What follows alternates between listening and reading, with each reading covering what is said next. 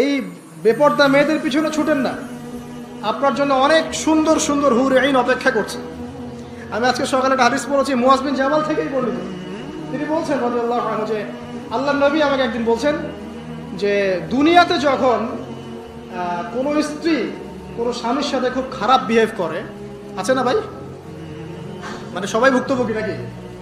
আচ্ছা, এরকম যখন হয় তখন জান্নাতে তার যে হুর আছে, ওই মুসলিম ব্যক্তির জন্য জান্নাতে যে হুর আইন আছে, ডাগর ডাগর চোখওয়ালা, ওই হুর আইন অদৃশ্যভাবে বলতে থাকে এই মেয়েকে উদ্দেশ্য করে যে তুমি ওকে কষ্ট দিও না, তুমি ওকে কষ্ট দিও না, কারণ সে তোমার কাছে কয়েকদিনের মেহমান মাত্র, অচিরেই সে আমাদের কাছে চলে আসবে। তো এখন যদি আপনি দুনিয়ার এইসব নগ্ন বেপর্দা অশ্লীলতার ফেরিওয়ালা, ঠিক আছে, দেহ ব্যবসায়ীদের পিছনে ছুটে বেড়ান, তাহলে আপনি জান্নাতে হুর পাচ্ছেন না।